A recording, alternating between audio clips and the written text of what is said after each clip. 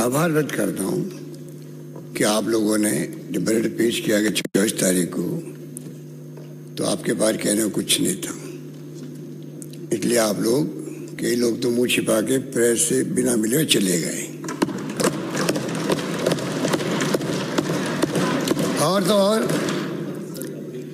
चिंता प्रकट कर रहे हैं। अभी हमारे नेता प्रतिपक्ष पूरे अपने भाषण के अंदर चिंता प्रकट कर रहे हैं और बाद में गुस्से होकर बोलने लगे, भावुक होकर बोलने लगे, पता नहीं क्या होगा।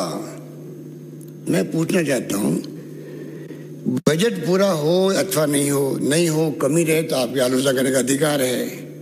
अब आप 19-20 की आलोचना अभी तक भी कर रहे हो, जबकि 20-21 आ चुका है, जा रहा है, 21-22 आ रहा है। तो 19-20 की आलोचना करने के लिए आपने पूरे डॉक्यूमेंट तैयार कर रखे। कोई बात नहीं।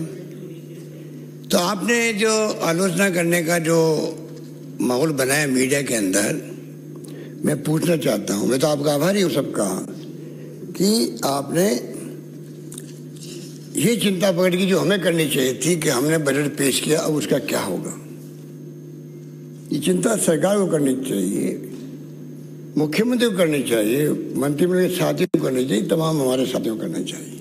वो चिंता पूरा विपक्ष कर रहा है। चिंता आपको करनी है कि मुझे करनी है। कमी रहे आलोचना करो, आपको दिक्कत नहीं है। जगलेरी करने में हमेशा आरोप लगते हैं, सरकार पर लगते हैं। बाजीगरी करी जा रही है आंकड़ों के आधार पर बाजीगरी तो मैं देखा अभी हमारे नेता प्रतिपक्ष कर रहे थे। आंकड़े बता रहे थे विभागों के, विश्वविद्यालय के कितने पैसे रखे गए।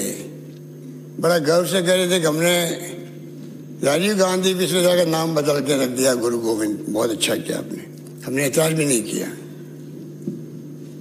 और 2 करोड़ 5 करोड़ रखे गए।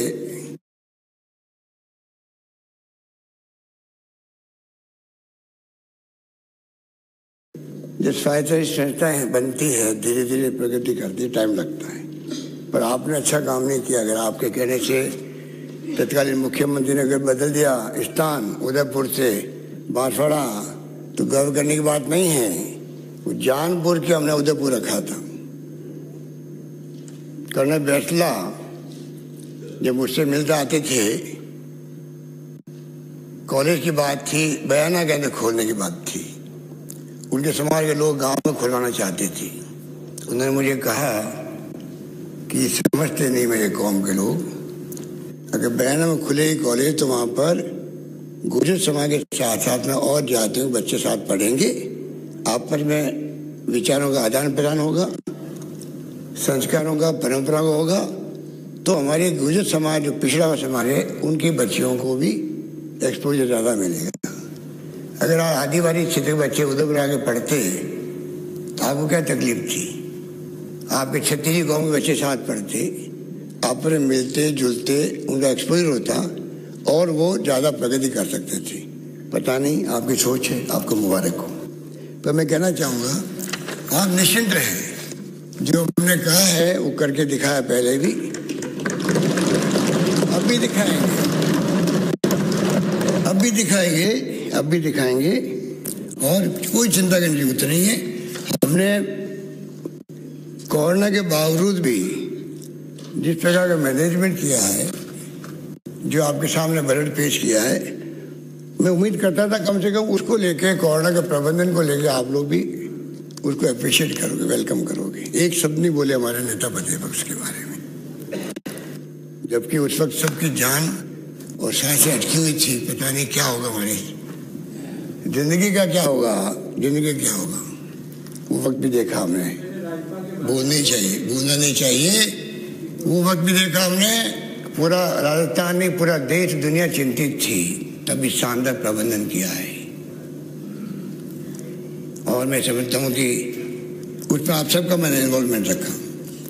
अभी बजट पेश करते माननीय अध्यक्ष महोदय, मैंने सीधा मुख्य सचिव को फ़ोन किया दोपहर को ही कि तमाम विभागों को निर्देश दिया कि जो बजट के प्रस्ताव है उनके श्रेणीबद्ध करें उनको, जैसे कि मॉनिटरिंग शुरू कर सकें जल्दी। अगर आपकी भावना ये है कि बजट टाइम बाउंड कैसे इम्प्लीमेंट हो, तो मैं कहना चाहूँगा कि मैं उस काम में उसी दिन से लग गया हूँ जिस दिन से हम लोगों ने मैंने पेश किया है और ऑर्डर निकल चुके हैं विभागों के अंदर, पूरी श्रेणीबद्ध की जा रहे हैं और मॉनिटरिंग हम लोग खुद करेंगे। और तो और हमने tax amnesty schemes, stamp and registration act के अंतर्गत संशोधित प्रावधानों को भी हमने लागू कर दिया है, जो हमने घोषणा करी थी बजट के अंदर। और तो जो हमने सबका कर्मचारियों का और आप सबका जो पहला रोक रखा था 1600 करोड़ रुपये डेफर्ड कर दिया था, उसको भी रिलीज कर दिया। इसके माने हैं एक संदेश देने के लिए कि सरकार मैनेजमेंट करेगी, चाहे केंद्र से इमदाद मिले, कम मिले, ज़्यादा मिले।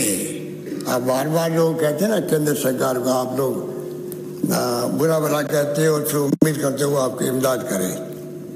हम बुरा भला कभी नहीं कहते, हम तो ये कहते हैं कि जो संविधान में लिखा हुआ है खाली उसको आप लागू कर दो। क्या वो कहने का हमारा अधिकार नहीं है? संविधान के अंदर लिखा हुआ है कि फाइनेंस कमीशन बनेंगे, रिकमेंडेशन करेंगे, उसके आधार पर डिवीजन होगा रेवेन्यू का, केंद्रीय करों का डिवीजन होगा, जीएसटी आएगी तो जीएसटी डिवीजन होगा। अगर हम वो मांगते हैं और नहीं मिलता है तो क्या हमारा अधिकार नहीं कि हम उसके बारे में बात करें? ये मेरे समझ के परे है। बार बार आपका ये सोच कि जैसे हम लोग कोई पूरा ग्रह से घर्षित होकर कोई बात कह रहे हो। हमारा अधिकार हम मांग रहे हैं और दे रहे तो हमारा एहसान नहीं कर रहे हैं।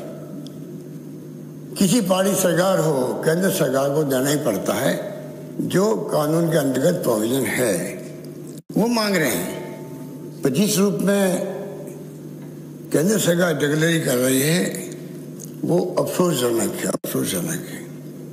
किस प्रकार से 14 फाइनेंस कमीशन ने कहा कि 32% से केंद्रीय करों के हिस्से बढ़ेंगे, 42% जाएंगे, 42% हो जाएंगे। अच्छा मंशा से कहा होगा, केंद्र सरकार को करना पड़ा 32 से 42%।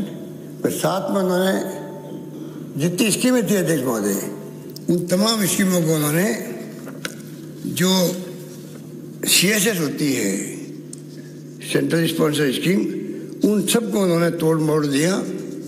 उनका जो रेशियो था 90-10 का, 80-20 का, 60-40 का, 100% का,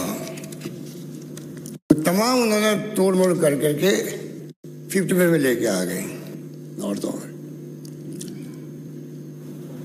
जो बीमा आपकी आयुष्मान भारत का नाम लेते हैं कि प्रधानमंत्री ने बड़ी योजना लागू कर दी, 60-40 का रेशियो है, आज 39-41 हो गया है, 61 हो गया है, क्योंकि कैप लगा दिएगा। आप इससे ज़्यादा प्रीमियम नहीं दे सकते हो। अब हमने घोषणा करी है, उसका भी आपने स्वागत नहीं किया। कुछ तो 2-3 घोषणाओं का स्वागत आपको भी करना चाहिए था कम से कम। हमने कहा यूनिवर्सल हेल्थ कवरेज मिलेगा, पूरे प्रदेशवासियों का बीमा किया जाएगा। क्या ये स्कीम भी हमारी आपको पसंद नहीं आई? आपने हमारी कोई स्कीम का एक शब्द नहीं बोले, कहा ये आपने अच्छा काम किया, हम इसको स्वागत करते हैं। उसके कारण अब मालूम आपको क्या होगा अध्यक्ष महोदय, 10% केंद्र सरकार का सिर्फ और 90% करीब वही पूरा पैसा स्टेट गवर्नमेंट देगी, तो सबका बीमा करके रहेगी। मैं कहना चाहता हूँ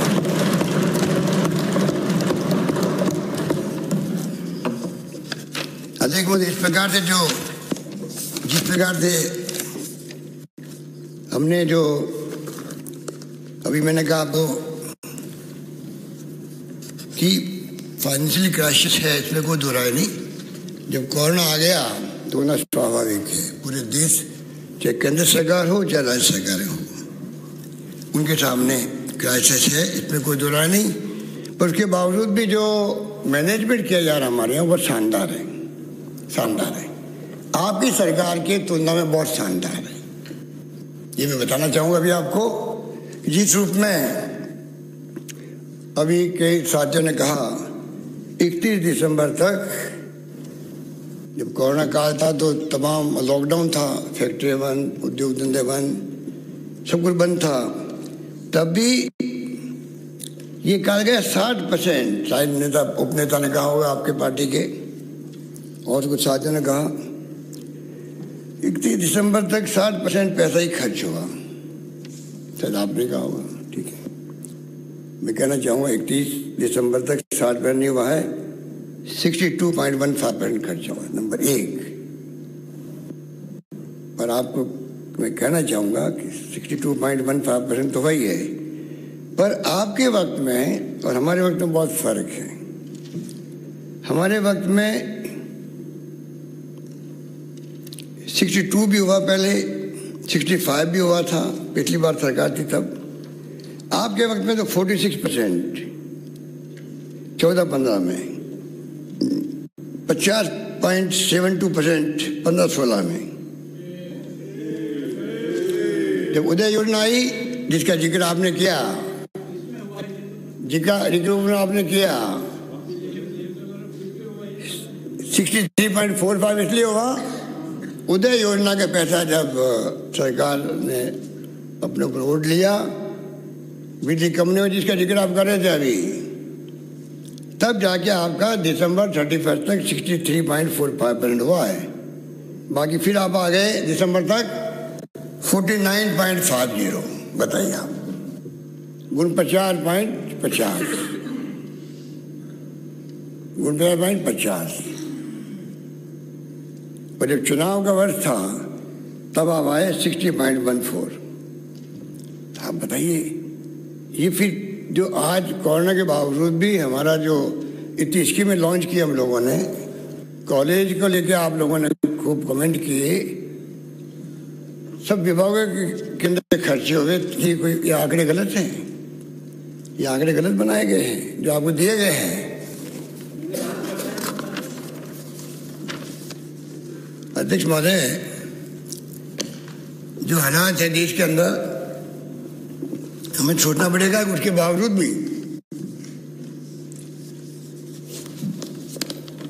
फिस्कल पैरामीटर हमारे हैं, तो मैं कहना चाहूँगा ये तो स्वाभाविक है कि जब कोरोना आया है, जब रेवेन्यू के सोर्सेज बंद हो गए हैं, तो आपका डेफिसिट बढ़ना तो लाजमी है, चाहे फिस्कल डेफिसिट हो चाहे रेवेन्यू डेफिसिट हो। अध्यक्ष महोदय, उसके बावजूद भी 2020-21 के अंदर हमने जो बी प्रस्तुत की थी बजट एस्टिमेट, वो 2.99 के थे, और अभी जब रिवाइज्ड संशोधित बजट पेश किया है उसके अंदर 6.12 है, बढ़ गया है, क्योंकि कोरोना के कारण से सारे, मैंने कहा आपको जो स्थिति बनी है चारों ओर से, ऊपर से केंद्र सरकार की जो योजनाएं थी और जो उनकी सोच है, जिसके कारण जो इमदाद मिल सकती नहीं मिली, तो 6.12 है। पर केंद्र सरकार की स्थिति देखिए आप, उनकी तो लेवल डेफिसिट 2.7% था केंद्र का बजट के अंदर एस्टिमेट, वो 7.5% हो गया रेवेन्यू का केंद्र का, और फिस्कल डेफिसिट 3.5% था, सीधा 9.5% चला गया। तो कुछ तो किया हुआ हम लोगों ने, प्रबंधन, वित्त प्रबंधन, तब जाके स्थिति बनी। ये आपकी समझ में नहीं आएगा, क्योंकि आपने तो पीएचडी हो गया, आपने आज अपनी बातें कही है, पीएचडी हो के कही आपने। आपको खाली बोलना था, अटैक करना था, आंकड़े बताने थे, उस ढंग से कहा आपने।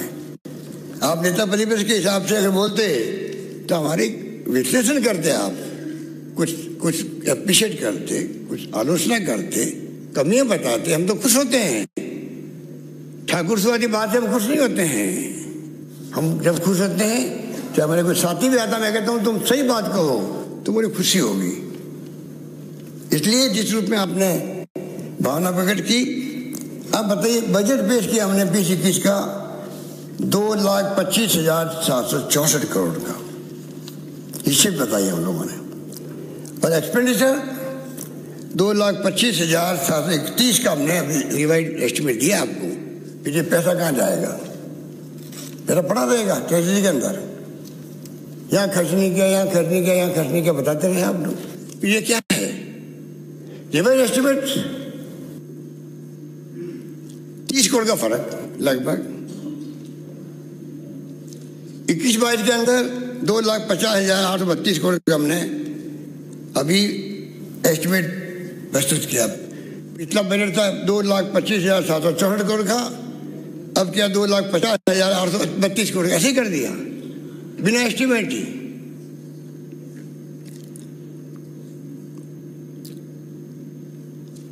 मैं आपको निवेदन करना चाहूंगा कि जो फिस्कल डेफिसिट है उसके अंदर आप देखिए, जब आपकी सरकार होती है 2004 से 4, 5 और 8, 9 तक, तब जो GDP 3% होना चाहिए आपके वक्त में 3.10 था, बढ़ गया 3% से। सरकार हमारे अध्यक्ष महोदय 9-10 से लगा के 13-14 तक, तो हम नीचे ले गए उसको 2.08%। आप बता दीजिए आंकड़े, ये आंकड़े तो वही आंकड़े हैं जो सही आंकड़े हैं, जो भारत सरकार भी देखती है, CNAG भी देखती है। फिर आपकी सरकार आ गई 14-15 से 18-19 तक, आप बताइए सीधा चला गया 5.05%। ये आंकड़े गलत है, ये पैरामीटर है, उससे मालूम पड़ता है क्या स्टेट की स्थिति में, किस राज्य में क्या बनी है, वो बताता है ये आंकड़े वो है। अभी 19-20 में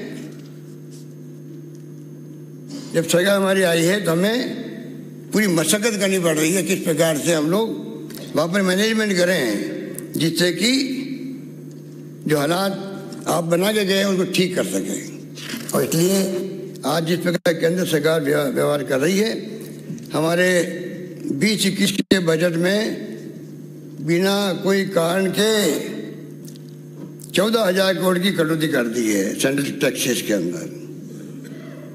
GST के अंदर 5,500 करोड़ तो कह दिया ये एक्ट ऑफ गॉड है, कोरोना किसी के हाथ में नहीं था इसलिए ये कटौती करेंगे हम लोग। अरे एक्ट ऑफ गॉड तो है, पर आपके पास तो कोई विकल्प है, राज्यों के पास क्या है? राज्यों के पास कुछ विकल्प नहीं है। एक्साइज हो गया, माइनिंग हो गया, ट्रांसपोर्ट हो गया, और क्या विकल्प होता? तो क्या केंद्र सरकार को कटौती करनी चाहिए थी? और लोन लेने के लिए परमिशन लेनी पड़ती है, आपको मालूम ही है। 4,600 करोड़ रुपए लोन देने की हमें परमिशन मिली, वो लोन हमने लिया। 21-22 के अंदर भी हमें पहले ही कह दिया गया आपको 12,000 करोड़ की कटौती होगी सेंट्रल टैक्सेस के अंदर, और पता नहीं GST से क्या क्या होगा। इस प्रकार के हालात में जो कुछ भी स्थितियां हैं जिसका मैंने जिक्र किया आपके सामने अभी थोड़े देर पहले, कि किस प्रकार से वे CHS की योजनाओं को किस प्रकार से, जो मैंने पहले ही शायद बताया आपको हाउस को, कि जिस प्रकार से पेट्रोल डीजल के अंदर भाव बढ़ते जा रहे, 15 दिन से लगातार केंद्र सरकार ने कमी नहीं रखी,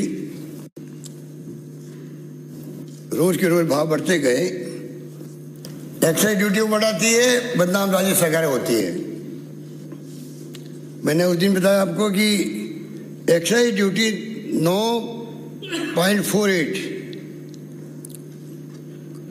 को लेके नीचे लेके आ गए 1.4।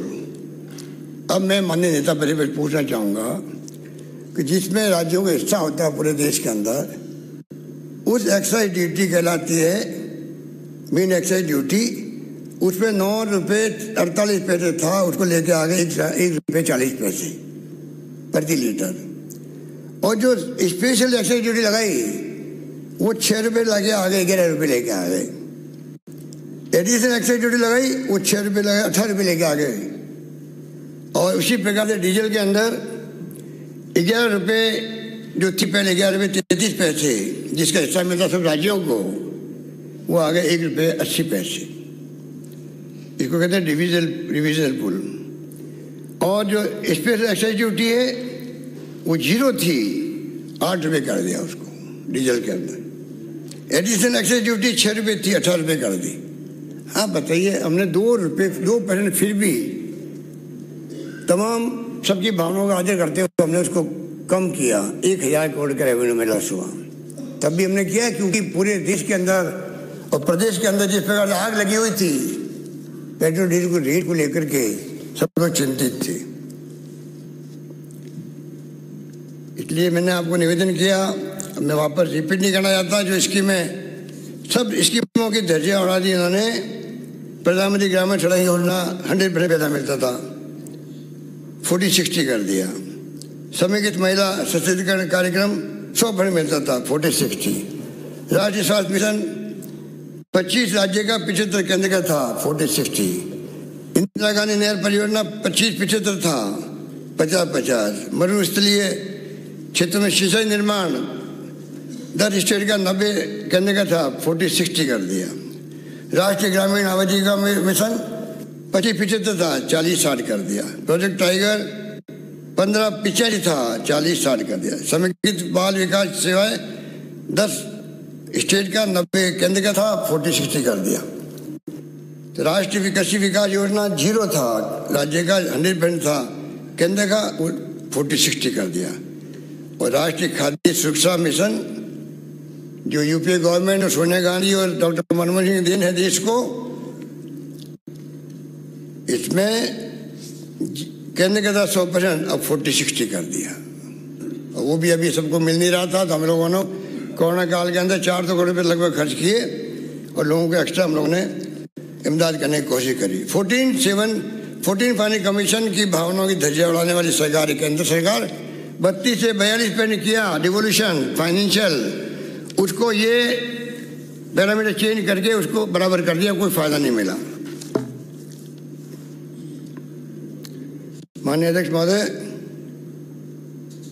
इस रूप में हमने एक के बाद एक फैसले किए हैं, उसके कारण से आज हम कह सकते हैं कि आने वाले वक्त में भी हम चिंता कर रहे हैं। माननीय नेता प्रतिपक्ष, मैं कहना चाहूँगा कि जो रिसोर्सेज नहीं हैं, कुछ कदम उठाने का प्रयास कर मैं आपसे शेयर करना चाहता हूँ। राज्य में राजस्व बढ़ाने के लिए हर कर वृद्धि का सहारा लेने के स्थान पर कर प्रक्रिया को सरलीकरण किया जाएगा। अर्थव्यवस्था के सुदृढ़ीकरण के लिए राहत प्रदान कर टैक्स बेस को इंक्रीज करना प्राथमिकता में है। एमनेट स्कीम वगैरह हमने शुरू कर दी है, डीएलसी रेट कम की है। टैक्स रेवेन्यू में एक और वृद्धि होगी। इससे इन फैसलों से वही राज्य के इंडस्ट्री और व्यवसायी उनको ग्रोथ करने का अवसर मिलेगा। माइनिंग और टूरिज्म के क्षेत्र में भी हम लोग थ्रस्ट एरिया बना रहे हैं, जिससे कि और ज़्यादा संभावना बढ़ेगी इस एरिया को डेवलप करने की। आपने तो टूरिज्म सेक्टर के लिए सब लोग कहते हैं कि राजस्थान इसके लिए सिरमौर है, और आपने कहते 500 करोड़ रुपये दिया। आपने ये नहीं कहा आज़ादी के बाद में सबसे अधिक प्रोविजन किया है 500 करोड़ का टूरिज्म इस बार किया है।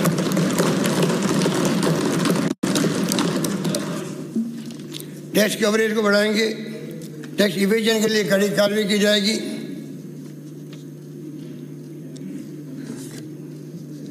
Centre of excellent and revenue analytic संस्था गठन किया गया है। मुखबिर योजना को हमने 50,000 से 1 लाख रुपए पुरस्कार देने की घोषणा करी है। कुछ कदम उठाएंगे जिससे हम चाहते हैं कि इसका लाभ सबको मिले। तो माननीय अध्यक्ष महोदय, जिस रूप में नेता प्रतिपक्ष महोदय ने जो कुछ भी अपने विचार प्रकट किए, उसमें ये नहीं कहा कि आप लोगों ने चुनाव के पहले अचानक ही घोषणा कर दी किसानों के लिए 10,000 रुपये प्रति वर्ष देने का, 832 रुपये आधार से लागू होने वाले अगले दिन आज घोषित कर दिया आपने, और कोई प्रोविजन नहीं किया पैसे का। उसके ऊपर आप जिक्र नहीं करोगे। हम लोगों ने क्या किया है, हम लोगों ने अब बाकायदा प्रोविजन किया है पैसे का। प्रोविजन करके हम लोगों ने 832 की जगह 1,000 रुपये किसान को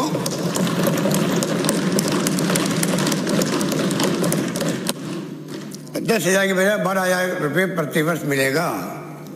अब अगर खुशी में ताली बजाते हैं, आपको तकलीफ क्यों होती है, बता दीजिए मुझे।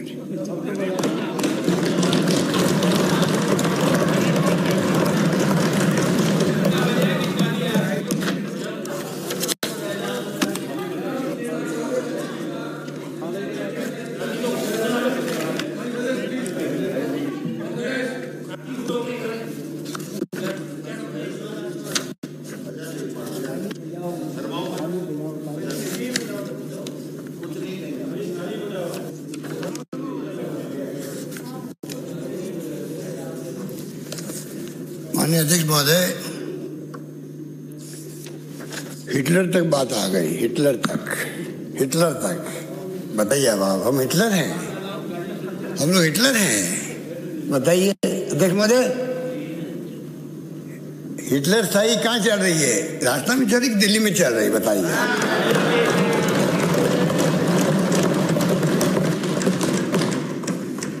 बहुत अफसोस की बात है कि आपको हिटलर याद आ गया,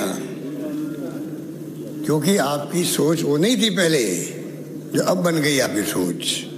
संगत का असर तो पड़ता ही पड़ता है, संगत का असर है।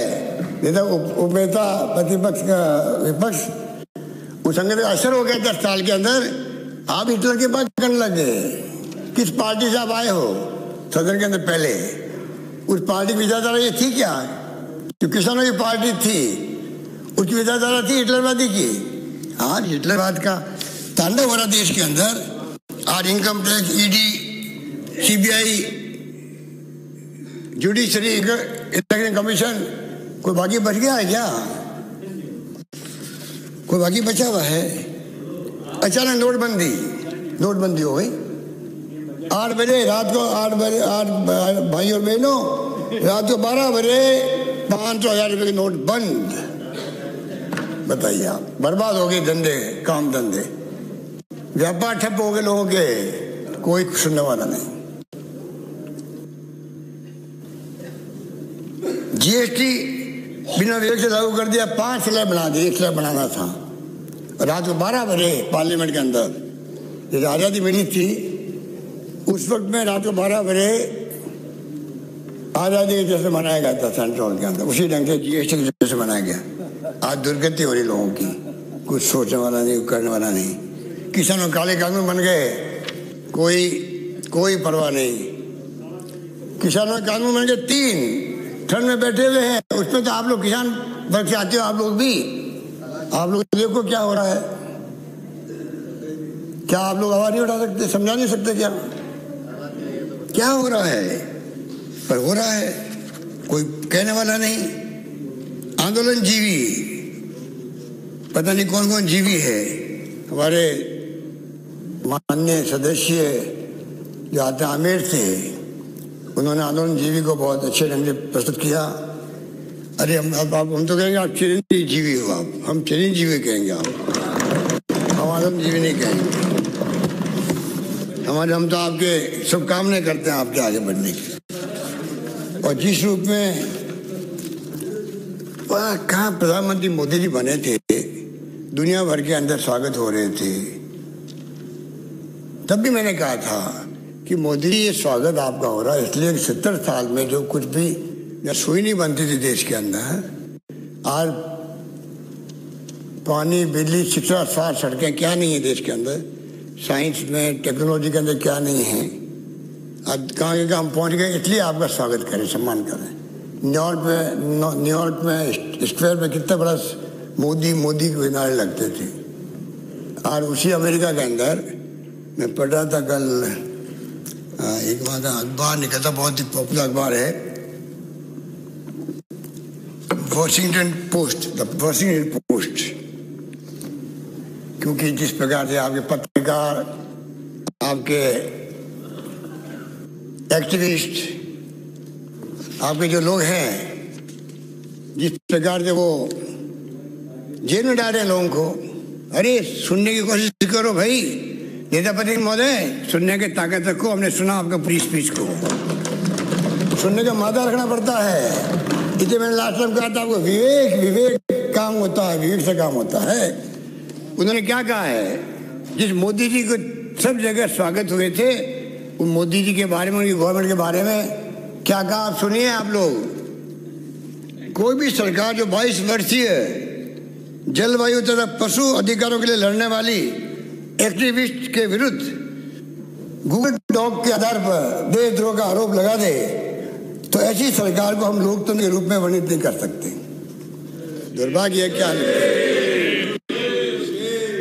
इसलिए इस महीने नरेंद्र मोदी सरकार के भारतीय प्रशासन द्वारा दिशा रवि की गिरफ्तारी एक चेतावनी की घंटी होनी चाहिए। क्या विश्व के सबसे बड़े लोकतंत्र की डींग हाँकने वाला देश आज भी इस उपाधि को डिजर्व करता है? तो आप किसी भी सवाल में अटक गए हो या आपसे सोल्व नहीं हो पा रहा है, बस आपको उस क्वेश्चन को फोटो लेना है, क्वेश्चन को क्रॉप करना है, 5 सेकंड के अंदर आपको उस क्वेश्चन का वीडियो सॉल्यूशन मिल जाएगा। फिर चाहे आपका क्वेश्चन होमवर्क का हो या सीबीएसई बोर्ड का हो, यूपी, बिहार, महाराष्ट्र, राजस्थान, एमपी या किसी अन्य बोर्ड का हो, चाहे IIT, JEE, नीट या क्लास 6 से 12वीं का सवाल हो, इन सबका जवाब मिलेगा डाउनलोड ऐप पर। फिर कोई भी सब्जेक्ट हो, physics, chemistry, math, biology, science, आपके सभी सवालों का जवाब मिलेगा डाउनलोड पर। साथ ही डाउनलोड पर क्लास 9वीं से 12वीं तक के बच्चों के लिए चल रही है इंग्लिश और हिंदी मीडियम में लाइव क्लासेज, यानी अब पढ़ाई होगी डाउनलोड ऐप पर। 3 करोड़ से ज्यादा बच्चे डाउनलोड ऐप पर पढ़ाई कर रहे हैं, तो आप भी जाइए और डाउनलोड ऐप को क्या कीजिए, इंस्टॉल कीजिएगा। उपाधि डिजर्व करता है, डेमोक्रेसी की उपाधि को। 10 दिन पहले पुलिस ने दिशा रवि के बेंगलोर स्थित घर पर छापा मारा। उसे मंगलवार को रिहा कर दिया गया कोर्ट से, सुप्रीम कोर्ट से। उसका अपराध यह था कि उसने ग्रेटा थनबर्ग तथा गूगल डॉग के सहयोग से भारतीय किसानों के आंदोलन को समर्थन देने हेतु रास्ते सुझाए थे। भारतीय किसानों के आंदोलन को समर्थन देने हेतु रास्ते सुझाए थे। अरेस्ट, कितने पत्रकार अरेस्ट हो रहे हैं दिल्ली के अंदर, बेंगलोर के अंदर। डेमोक्रेसी है ये। इसके लिए पुलिस ने उस पर राजद्रोह का आरोप लगाया। ये एक ऐसा अपराध है जिसकी सजा के तौर पर वर्षों जेल काटनी पड़ती है तथा राज्य के विरुद्ध घृणा फैलाने का षड्यंत्र भी इस अपराध के तहत आता है। दिशा रवि ने न्यायालय में घोषणा करते हुए कहा कि यदि किसानों के आंदोलन को पूरी दुनिया में हाईलाइट करना राजद्रोह है तो मेरा जेल में रहना ही ठीक है। 22 साल की बच्ची का देखिए, सोच देखिए आप। दिशा रवि के मुकदमे के बारे में चिंताजनक बात यह है, यह मुकदमा मोदी सरकार की अभिव्यक्ति की आज़ादी के दमन तथा अन्य लोकतांत्रिक उल्लंघन के कृत्यों की एक बड़ी योजना का हिस्सा है। पिछले महीने नई दिल्ली में किसानों के आंदोलन की कवरेज करने वाले अनेक पत्रकारों को भी आपराधिक मुकदमों का सामना करना पड़ा। सुन लीजिए ऊपर बैठने वालों, ये आपके लिए है। आप में से आप सुरक्षित हैं राजस्थान के अंदर, क्योंकि राजस्थान सरकार आपकी है।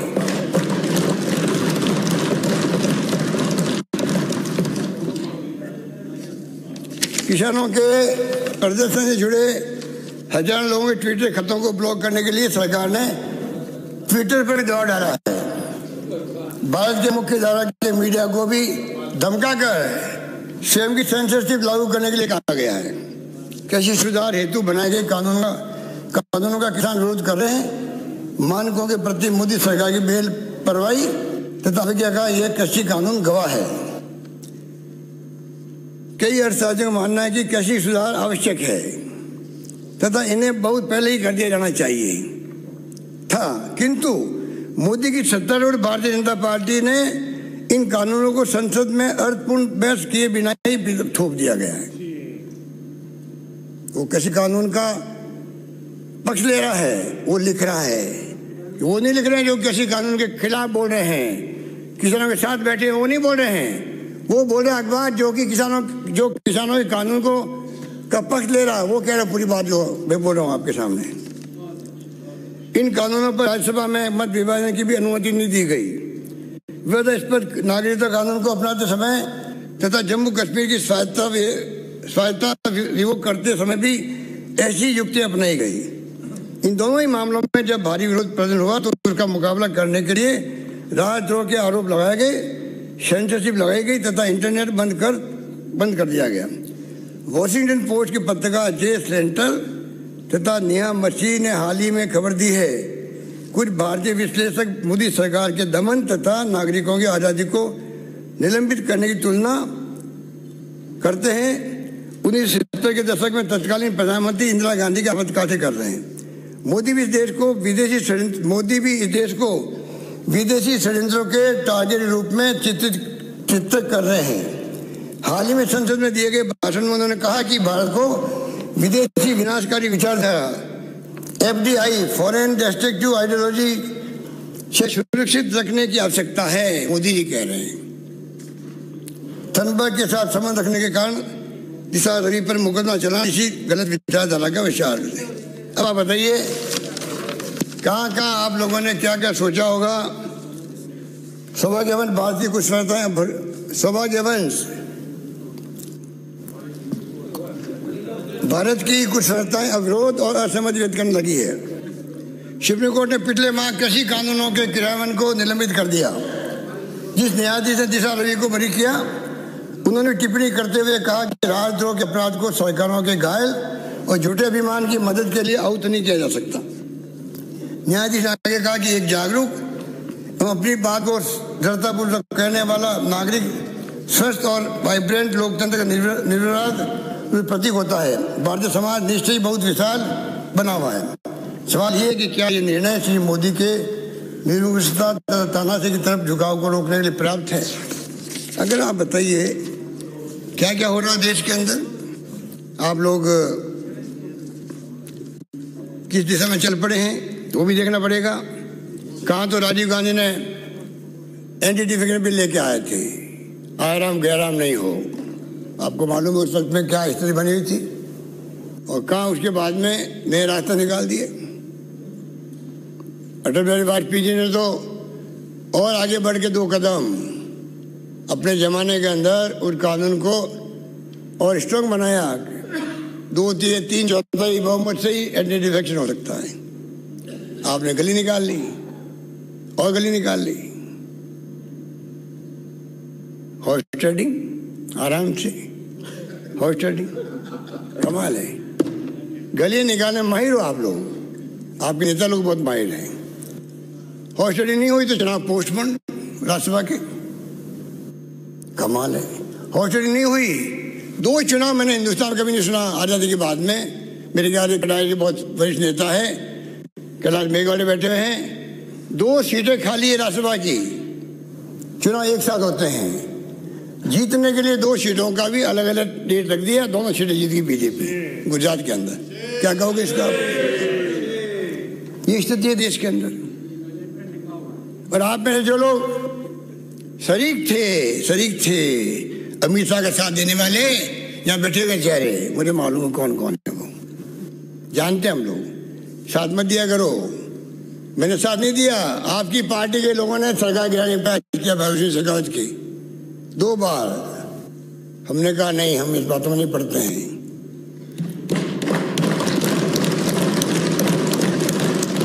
आपकी पार्टी लोग थे, याद है आपको? चौकी ठाणी में ले गए थे, सबको खड़ा किया पुलिस वालों को बीच में, असेंबली की एक तरफ आप एक तरफ वो, कोई वोट इधर को तो नहीं चला जाए। वो टाइम ही था आपका। हमने सरकार बचाने का प्रयास किया था।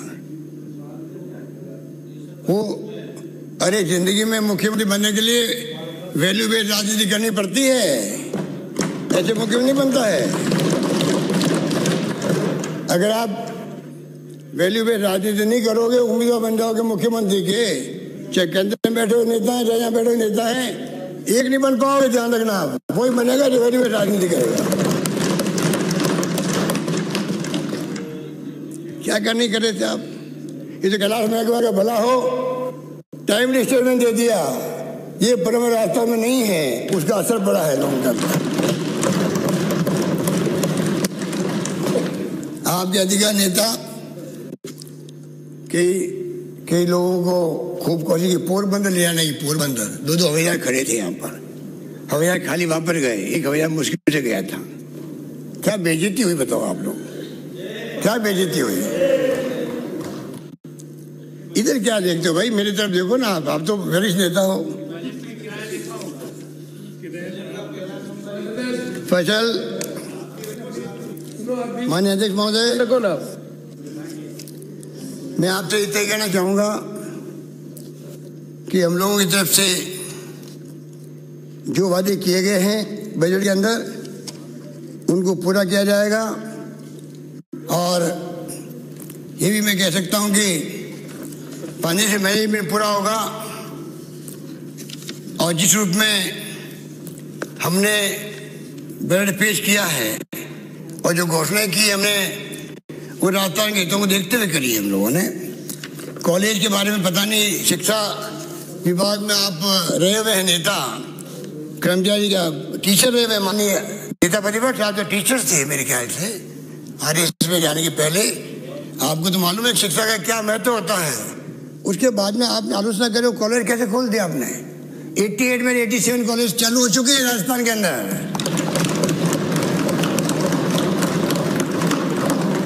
और तो और आपने किरण महेश्वरी की कॉलेज खोलने पे ऑब्जेक्शन कर दिया। अरे अब तो दुनिया में नहीं है, अब तो कम से कम पूर्वाग्रह छोड़ो उनके प्रति, क्या आप लोगों ने इतना बड़ा दिल रखो। कमाल कर दिया, 4 कॉलेज खोला आपने दिल से। मैंने कहा किसी मांग नहीं करी थी और आपने कह दिया, अपने अपने तो खुद का एग्जाम्पल दे दिया। आप चिरंजीव हो, लंबी उम्र आपको भगवान दे, और आपने कहा अगली बार अगर मैं रहा यहाँ तो आप रहोगे, रहना चाहिए आपको। पर मैं दूसरी बात करता हूँ, माननीय अध्यक्ष महोदय, आप जानते हो बैरन शेखावत साहब ने भी आपकी तरह कहा था एक बार कि मैं जीते जी कांग्रेस को नहीं आने दूंगा सत्ता के अंदर, और मैं था प्रदेश का कांग्रेस अध्यक्ष था। मैंने कहा शेखावत साहब आपके जीते जी सरकार कांग्रेस की आएगी, भगवान आपको लंबी उम्र दे, आप हमारे शासन को देखो। सरकार बनी, मैं मुख्यमंत्री बना, और मैंने शेखावत साहब को याद दिलाया वो जुमला जो मेरी भावना थी। आज मैं फिर कहता हूँ आपको लंबी उम्र दे। आप दिल में कोई बात रखते नहीं हो, जुबान में लाते हो, गुस्सा करते तो फिर खत्म कर देते हो, वो खत्म मत करो। मेरी खाली एक ही प्रार्थना आपसे, अपनी बात जम के कहो, हमें कोई दिक्कत नहीं है। जो जो बातें आपने कही है मैं खुद उसका विश्लेषण करवाऊंगा मेरे अधिकारियों के साथ बैठ करके। मैं नेता प्रतिपक्ष के सुझावों को बहुत गंभीरता से लेता हूँ, वो हमारे हित में है, सरकार के हित में है। आप ही नहीं बल्कि जितने माननीय सदस्य हैं उन तमाम लोगों के जो भी सुझाव हैं उनको हम लोग बहुत ही लेंगे गंभीरता से, और हम चाहेंगे कि अधिक से अधिक काम करके दिखाएं आपको। सब संभव नहीं होता सब काम, तो पता नहीं क्यों आपने 4 कॉलेज गर्ल्स कॉलेज, वो भी गर्ल्स कॉलेज, उसके लिए आप कमेंट मुझे मेरी समझ के परे हैं कि क्यों आपने कमेंट किया है, ये मैं नहीं समझ सकता। पर मैं उम्मीद करता हूँ कि आप हमारी और मेरी वित्त मंत्री मेरी भावना समझेंगे, नेता सदन के रूप में समझेंगे कि हमने जानबूझ के 4 जो माननीय सदस्य चले गए अचानक ही, इनके जाने का वक्त अभी नहीं था, बहुत आघात लगा था हम सबको, आपको भी लगा, सबको लगा होगा। इसलिए मैंने चला करके 4 कॉलेज की घोषणा करी है, गर्ल्स कॉलेज है। मैं नहीं समझता पक्ष विपक्ष इसमें कोई एतराज कर सकता है।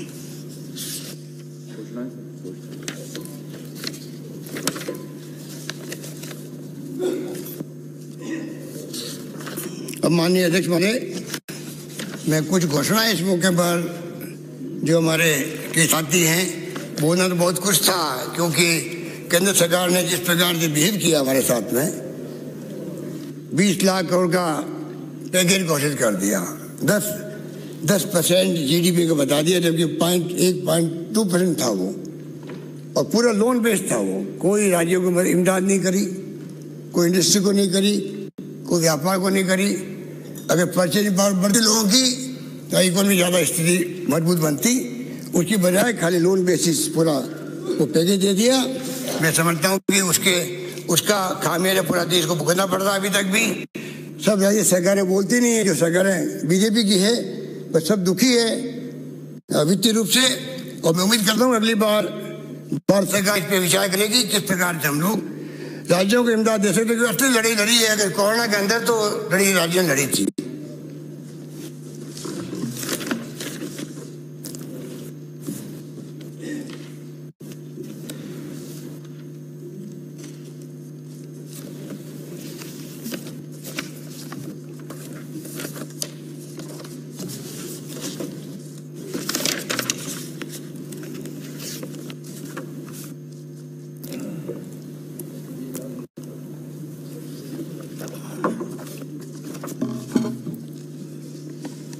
माननीय अध्यक्ष महोदय,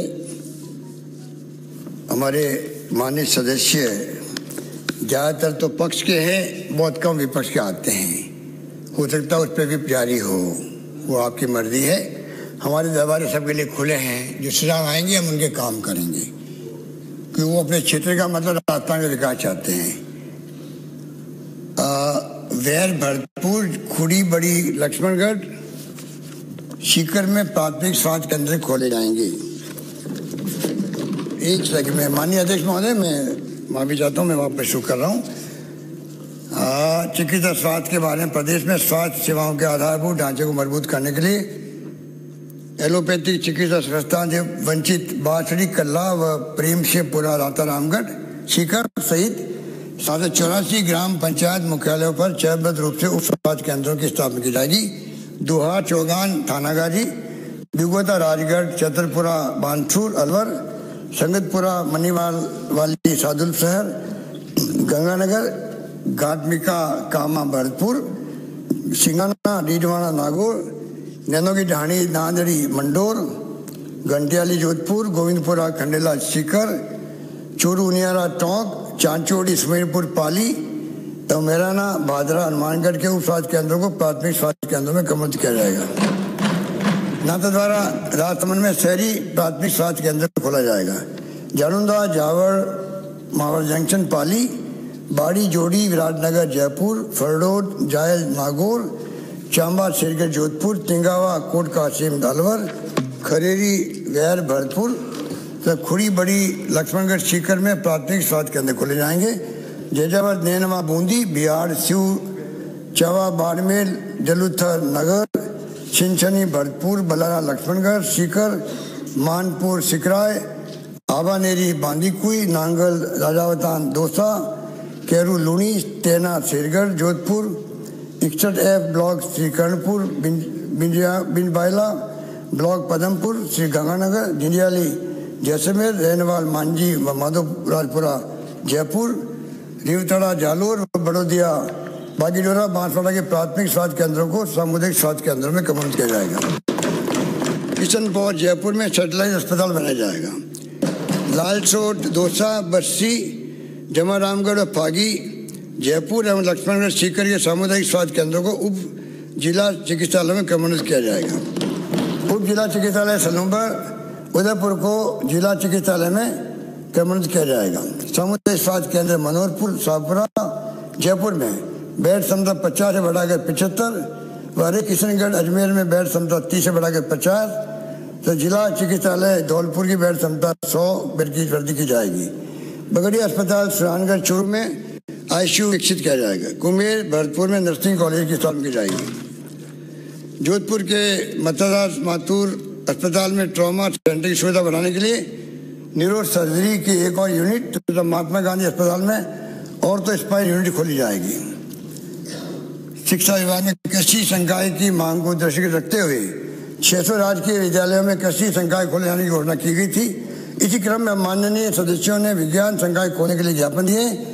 उनकी भावना के अनुरूप प्राथमिकता आधार पर इंग्लिश मीडियम के 200 राजकीय विद्यालयों में विज्ञान संकाय खोले जाना प्रस्तावित है। राजकीय उच्च माध्यमिक विद्यालय शिवा की ढाणी, जयपुर को माध्यमिक विद्यालय में कन्वर्ट किया जाएगा। उच्च शिक्षा को बढ़ावा देने और आधारभूत सुविधाएं विकसित करने के लिए विभिन्न महाविद्यालयों में सुदृढ़ीकरण एवं भवन निर्माण के लिए आगामी वर्ष में 100 करोड़ रुपये व्यय किए जाएंगे। प्रदेश में उच्च शिक्षा में गुणवत्ता बढ़ाने एवं युवाओं को रोजगारोन्मुख शिक्षा प्रदान करने की दृष्टि से मुख्य विषय के साथ साथ अन्य विषयों के सिलेक्टेड कोर्सेज का विकल्प लिए जाने की आवश्यकता आवश्यक है। जैसे किसी आर्किटेक्ट का कोर्स करने वाले अथवा म्यूजिक में डिग्री करने वाले को इनसे संबंधित अपडेटेड कंप्यूटर सॉफ्टवेयर का ज्ञान होना आवश्यक है। इसी प्रकार आर्टिफिशियल इंटेलिजेंस पर काम करने वाले युवाओं को बिहेवियरल साइंसेज का ज्ञान होना आवश्यक है। इस प्रकार मिक्स प्रोजेक्ट सब्जेक्ट के साथ अध्ययन करने की सुविधा और व्यवस्था को क्रेडिट बेस्ड प्रणाली कहते हैं। आगामी वर्ष से चरणबद्ध रूप से प्रदेश में उच्च शिक्षा में क्रेडिट बेस्ड प्रणाली लागू किया जाना प्रस्तावित है। राज्य के ऑटोनॉमस इंजीनियरिंग कॉलेज की शैक्षणिक गुणवत्ता बनाए रखने की दृष्टि से भरतपुर, धौलपुर, करौली, झालावाड़, बारा व भीलवाड़ा इंजीनियरिंग कॉलेज को राजस्थान तकनीकी विश्वविद्यालय कोटा तथा अजमेर बीकानेर महिला अजमेर इंजीनियरिंग कॉलेज को तकनीकी विश्वविद्यालय बीकानेर, बांसवाड़ा स्थित इंजीनियरिंग कॉलेज को गोविंद गुरु जनजातीय विश्वविद्यालय बांसवाड़ा का एवं बाड़मेर इंजीनियरिंग कॉलेज को प्रस्तावित MBM विश्वविद्यालय जोधपुर का संगठक कॉलेज बनाते हुए वित्तीय संसाधनों का प्रबंधन सुनिश्चित किया जाएगा। साथ ही बाड़मेर इंजीनियरिंग कॉलेज में पेट्रोलियम संकाय खोला जाएगा। नीलवाड़ा नागौर में कन्या महाविद्यालय खोला जाएगा। डीग व कुमेर भरतपुर में खेल स्टेडियम बनाया जाना प्रस्तावित है। किसानों को उनके द्वारा उत्पादित फल एवं सब्जियों का उचित मूल्य दिलाने, तत्काल मंडी उपलब्ध कराने तथा उपभोक्ता तक सीधी सप्लाई सुनिश्चित किए जाने के लिए मैं किसान ई मंडी की स्थापना की घोषणा करता हूँ।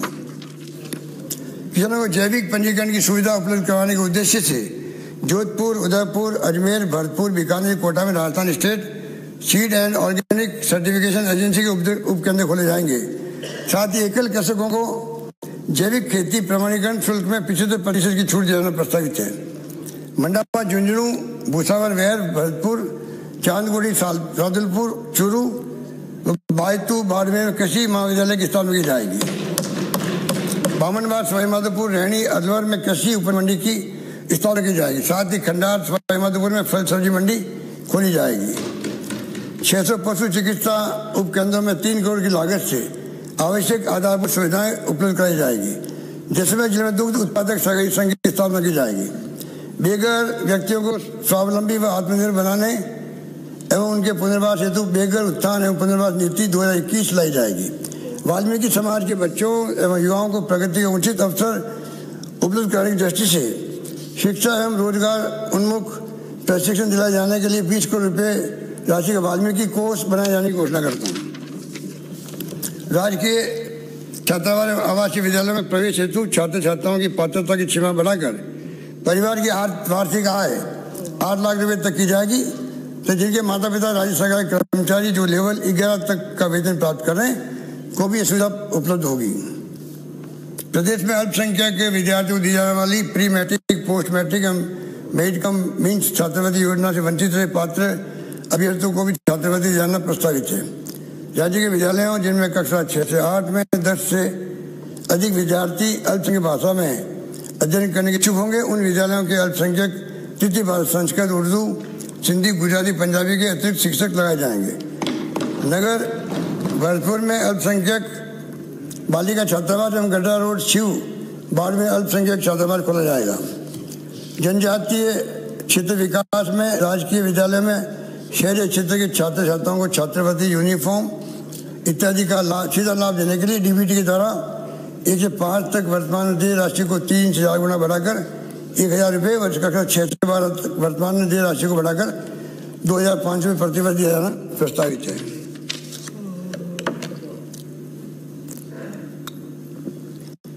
कुसुम योजना के अंतर्गत टीएसपी क्षेत्र में सोलर ऊर्जा से कृषि हेतु जनजाति समुदाय के कृषकों को बिना किसी हिस्सा राशि के संपूर्ण खर्च सरकार द्वारा करते हुए सोलर कनेक्शन उपलब्ध कराया जाएगा।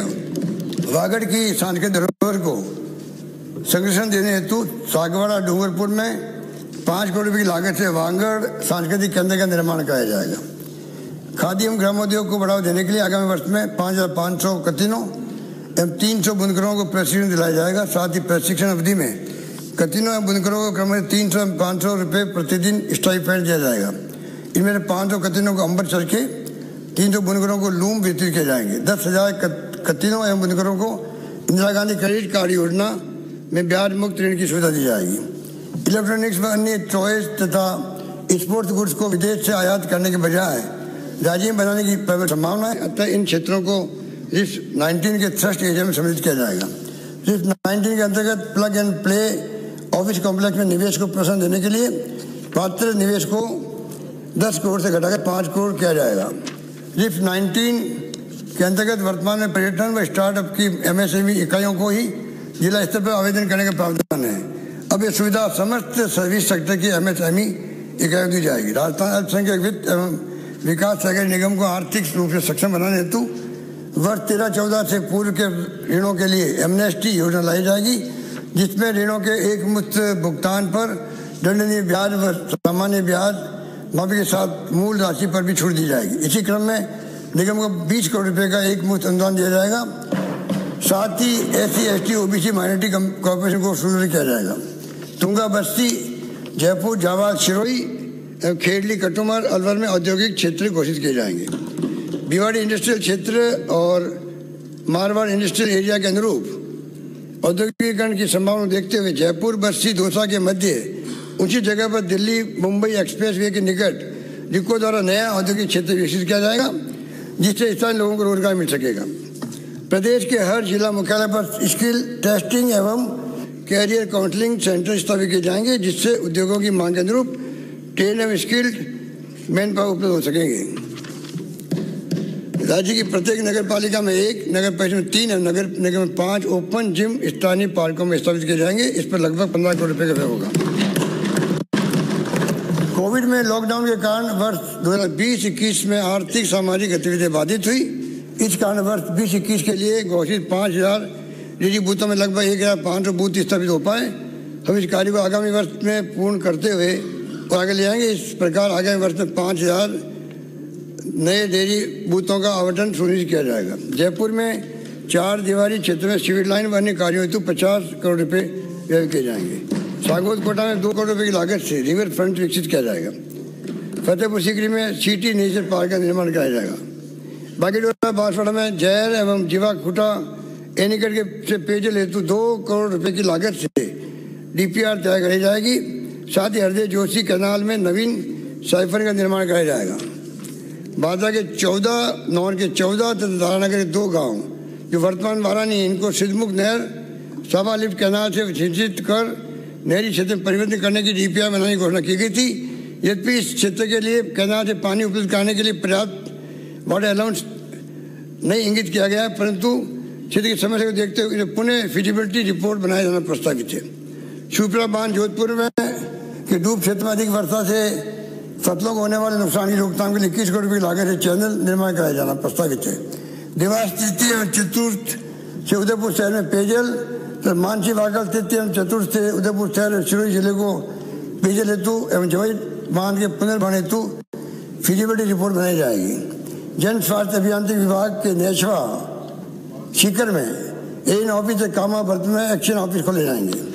प्रदेश में विभिन्न सड़कों के निर्माण, रिपेयर और डामरीकरण के कार्य कराए जाएंगे जो इस प्रकार है। सबद का पार गोरालिया फाटा से खडीम तक शिव बाड़मेर की 30 किलोमीटर तक की सड़क का मेजर रिपेयर कार्य कराया जाएगा। टोडाबिंग करौली में 15 करोड़ की लागत से बाईपास बनाया जाएगा। बस्ती जयपुर क्षेत्र के अंतर्गत राजीव मार्ग संख्या 2 दूसरा तुंगा चाकसू से नागौर के 19 किलोमीटर रोड का सुदृढ़ीकरण एवं चौड़ीकरण किया जाएगा। खजूरी बिशीवाड़ा डूंगरपुर रतनपुर से माखरेड़ा सड़क पर पुलिया मरम्मत तथा माता काल की माता से काला पाड़ा गुजरात सीमा तक सड़क निर्माण कार्य कराए जाएंगे। बेवर राणा जी के चिंतों का स्थान बम्बोर से चामू शेरगढ़ जोधपुर तक की सड़क का डामरीकरण किया जाएगा। बांसवाड़ा कुशलगढ़ क्षेत्र में संपर्क सड़क टाडा वडला से उंकाला कलीजरा से बलुंडा वचुनी सीमा तक व मुरड़ी हमीरपुरा से सूरजकुंड तक डामरीकरण सड़क का निर्माण कार्य तथा संपर्क सड़क चनावला पूर्ण निर्माण का कार्य कराया जाएगा। राज्य राजमार्ग 87A गोडू बज्जू कोलायत मोखा खालसा में 50 किलोमीटर सड़क का सुदृढ़ीकरण नवीनीकरण व चौड़ाईकरण का कार्य कराया जाएगा। महंगी से दूधली मोड़ NH 21 वाया बावनी खुर्द रायपुर साईपुर आंधी श्री राम नगर बिरासना गावली नेवर मकसूदपुरा चावड़िया सड़क को निर्माण कराया जाएगा। चंबल नदी सोनेगा गुर्दा सेवरपाली बाड़ी धौलपुर पुल का निर्माण कार्य प्रारंभ किया जाना प्रस्तावित है। माननीय विधायकगणों से सड़कों के निर्माण रिपेयर व डामरीकरण आदि के बड़ी संख्या में प्रस्ताव प्राप्त होते जा रहे हैं। इन प्रस्तावों पर सार्वजनिक निर्माण विभाग को परीक्षण कर एस्टिमेट बनाने के हेतु निर्देश प्रदान किए जा रहे हैं। हनुमानगढ़ गंगानगर जिले में प्रशासन तंत्र को सुदृढ़ कराने के लिए 329 करोड़ की लागत से 400 kV grid sub station Hanumangarh में स्थापित किया जाएगा। बाड़का हरियाली बाड़मेर में 33 kV का GSS स्थापित किया जाएगा। प्रतापगढ़ थानागारी अलवर रोल जायल नागौर हरसौली अलवर जमरामगढ़ जयपुर में इन ऑफिस खोले जाएंगे। खाजीवाला बीकानेर कामा वर्धमान उप जिला परिवहन कार्यालय खोले जाएंगे। प्रदेश में पर्यावरण संरक्षण और इससे संबंधित विभिन्न योजनाओं के प्रभावी क्रियान्वयन मॉनिटरिंग हेतु स्वायत्त शासन विभाग के अंतर्गत एनवायरमेंटल मैनेजमेंट सेल का गठन किया जाएगा।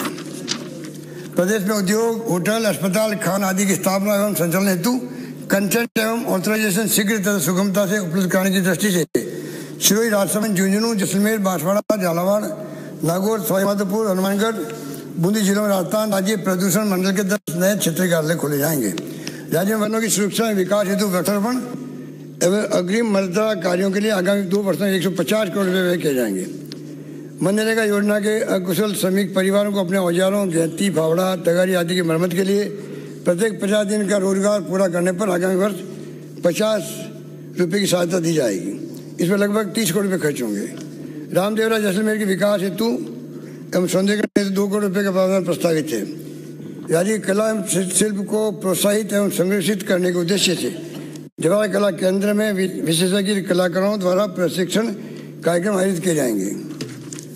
बायोटेक्नोलॉजी व पब्लिक हेल्थ की पृष्ठभूमि वाले विद्यार्थियों को रोजगार हेतु प्रतियोगी परीक्षाओं में इन विषयों को स्नातकोत्तर उपाधि के अन्य विषयों के समान दर्जा दिया जाएगा। बांदरवाड़ा, अजमेर, बागोलाई, बालेश्वर, जोधपुर में उप तहसील कार्यालय खोले जाएंगे। तुंगा, बस्ती, जयपुर, सुहागपुरा, दलोट, प्रतापगढ़, पुराबड़, घेरवा, नया गांव, खेरवाड़ा, उदयपुर, सम, जैसलमेर व नेचवा, लक्ष्मणगढ़, सीकर की उप तहसील को तहसील कार्यालय में क्रमबद्ध किया जाएंगे। सीकरी नगर, भरतपुर व बिंडा, उदयपुर में उपखंड कार्यालय खोले जाएंगे। शहीद स्मारक डाबला, डीडवाड़ा, नागौर के विकास हेतु 50 लाख रुपये व्यय किया जाना प्रस्तावित है। टोकर, सेमारी, सागवाड़ा, बाबड़वाड़ा, खेरवाड़ा, उदयपुर, मोती चौराहा, डूंगरपुर में नवीन पुलिस चौकी खोली जाएगी। जैसे पूरा खोज, जयपुर में नया पुलिस थाना, सुरंगड़, चूरू में सदर पुलिस थाना खोला जाएगा। साथ ही पुलिस चौकी डीग, भरतपुर को क्रमबद्ध कर पुलिस थाना बनाया जाएगा। बस्सी, जयपुर और नवलगढ़, सीकर पर अतिरिक्त जिला सत्र न्यायालय एडीजे कोर्ट खोले जाएंगे। टोडा सिंह टोंक के सिविल न्यायाधीश न्यायिक मजिस्ट्रेट न्यायालय को वरिष्ठ सिविल न्यायाधीश और अतिरिक्त मुख्य न्यायिक मजिस्ट्रेट न्यायालय में क्रमबद्ध किया जाएगा। साथ ही लोहावट व बाप, जोधपुर, लखनपुर, भरतपुर व बीदा से चूरू में सिविल न्यायाधीश न्यायिक मजिस्ट्रेट न्यायालय खोले जाएंगे। प्रदेश में आगामी वर्ष में 200 से अधिक अधिवक्ताओं को नोटरी पब्लिक के रूप में नियुक्ति किया जाएगा। साथ ही नोटरी पब्लिक के 500 नए पद सिद्ध करने हेतु प्रस्ताव केंद्र सरकार को प्रेषित किए जाएंगे। राज्य के अधिस्वीकृत पत्रकारों को वर्तमान में मेडिक्लेम पॉलिसी की राशि को 3 लाख से बढ़ाकर 5 लाख रुपये करते हुए यूनिवर्सल हेल्थ कवरेज में शामिल किया जाएगा। वर्तमान में सीनियर जर्नलिस्ट के लिए 10,000 प्रतिमाह पेंशन के प्रावधान, इसको बढ़ाकर 15,000 रुपये प्रतिमाह किया जाना प्रस्तावित है। माननीय अध्यक्ष महोदय, इन शब्दों के साथ मैं अपनी बात समाप्त करता हूँ। धन्यवाद। सदन की बैठक शुक्रवार दिनांक 5 मार्च 2021 के प्रातः 11 बजे तक के लिए स्थगित की जाती है।